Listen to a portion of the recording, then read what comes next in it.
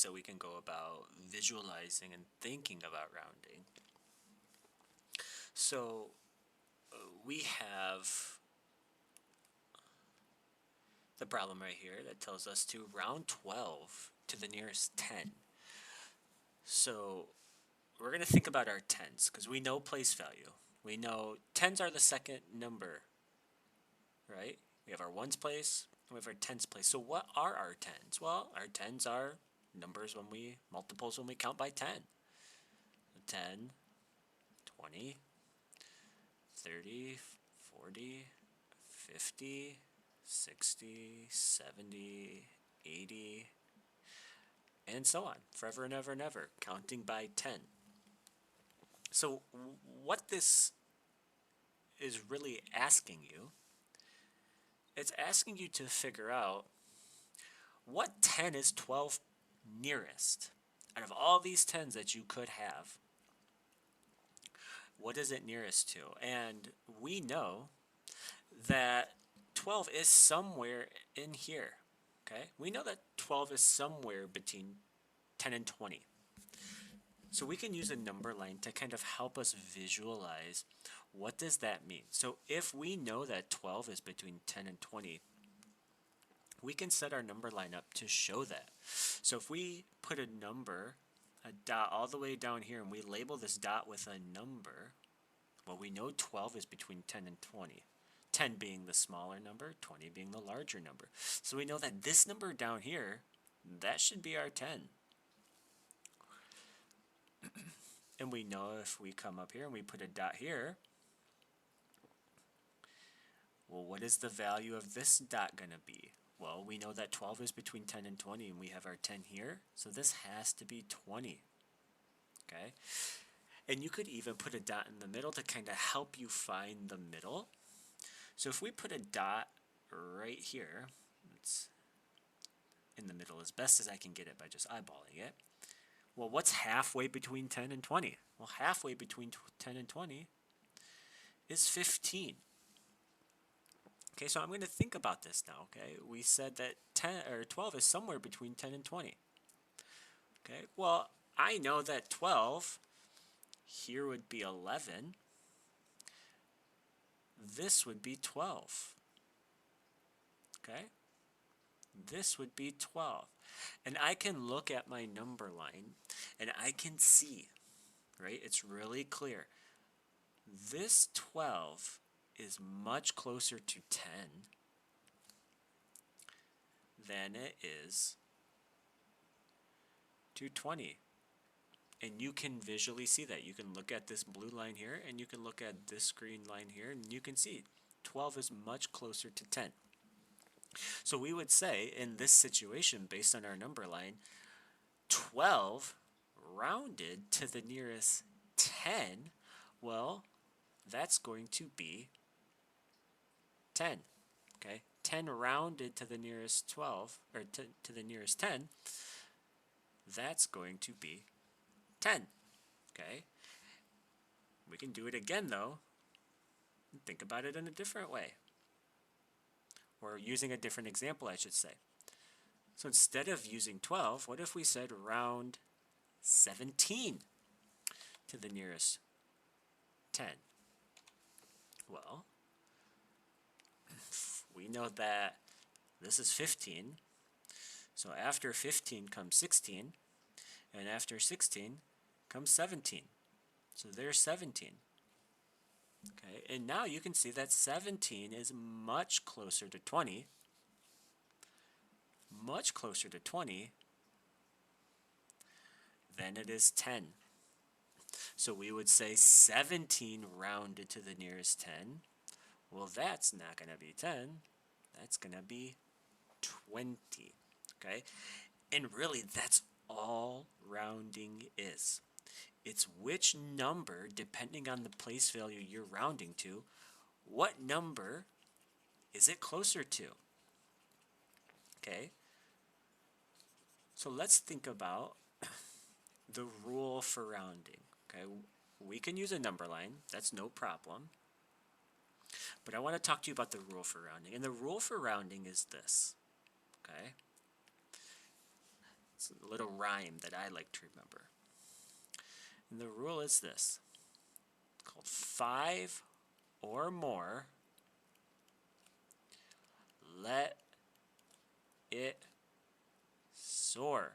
And by let it soar, we mean round up. Okay, round up.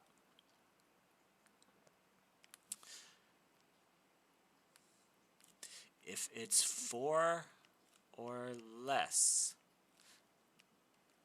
let it rest, which does not mean round down, okay? You don't round down to the next digit down. It means keep that digit, keep the digit the same.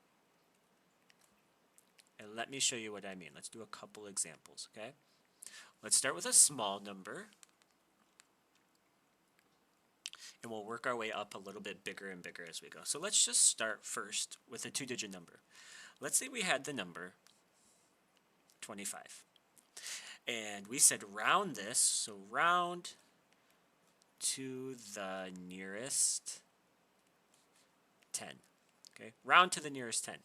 So the first thing you're going to do, step 1, find your place value.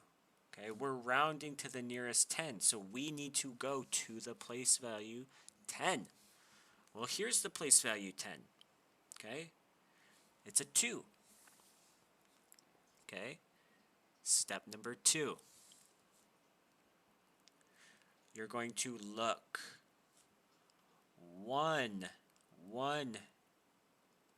digit to the right. Okay, so we're going to look one digit to the right.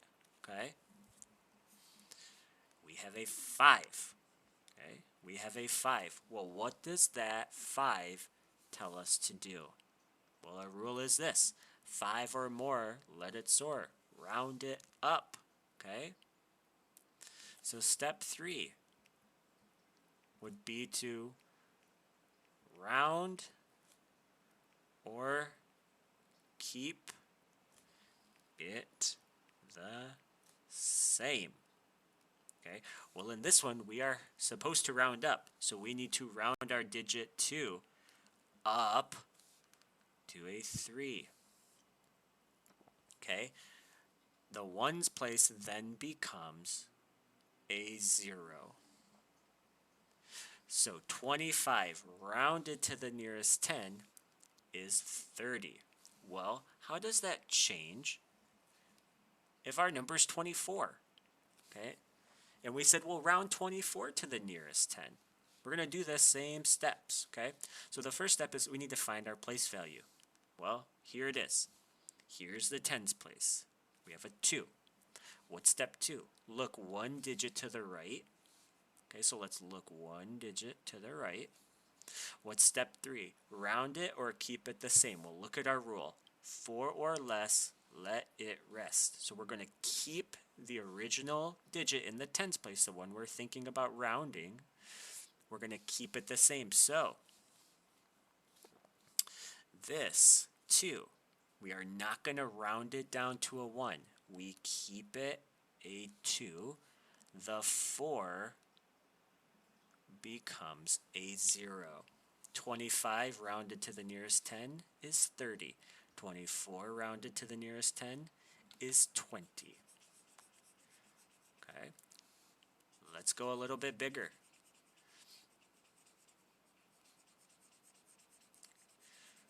Let's go bigger. What if we had a 3-digit number? Let's do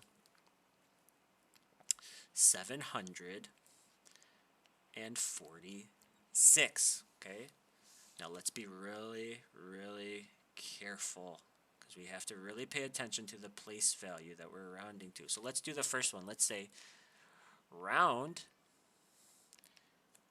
to the nearest 10.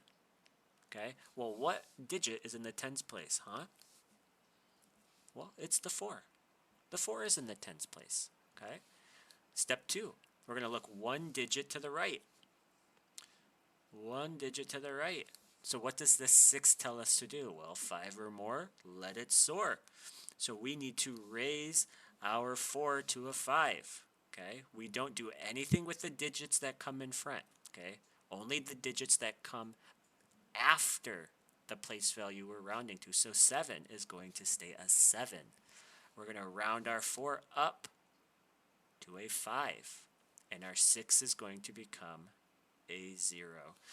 746 rounded to the nearest 10 is 750. Well, let's change it. Let's round to the nearest 100. Okay, so let's erase and let's think about it now. What place value or what digit is in the place value hundreds?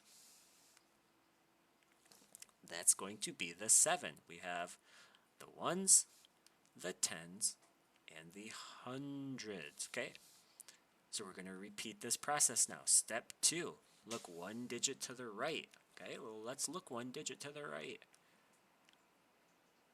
Okay, what does that 4 tell us to do? 4 or less, let it rest. Not round it down, let it rest. So that 7 is going to stay a 7. That 4 is going to turn into a 0, and that 6 is going to turn into a 0. You will notice all of the numbers, you can see right here, all of the numbers that come after the place value you're rounding to, what do they turn into? They turn into zeros. Okay? That is the basic premise of rounding. Let's do one more. Let's do a really big one. Let's do like a 5-digit number. Okay? Let's do a 5-digit number just to show you the process does not change. Okay? What if we had 87,365 and we said round to the nearest, let's round to the nearest 1,000. Round to the nearest 1,000. Well, what's step 1? Find your place value. So what number is in the thousands place? It's the 7. The 7 is in the thousands place. Okay, so check. Step 2, look one digit to the right. Okay, we can do that. We can look one digit to the right. Well, here's one digit to the right. It's a 3. Okay, so we've done that. Check. What does that 3 now tell us to do? Do we round it or do we keep it the same? Well, 4 or less, let it rest. So we are going to keep this 7 a 7. So the 8 comes down as an 8. Because remember we said numbers in front of the place value, we don't change those. We don't touch them. It's only the numbers after the place value. Our 7, because it's a 3, it's less than 5, or it's 4 or less, that's going to remain a 7 too. And what happens to all of the numbers after the place value? They turn into zeros. 87,365 rounded to the nearest 1,000 is 87,000. Practice your rounding. Make up a couple different numbers. Try numbers of different sizes. And remember the rule. 5 or more, let it soar. 4 or less, let it rest. And you will be a rounding expert in no time. See you in the next video.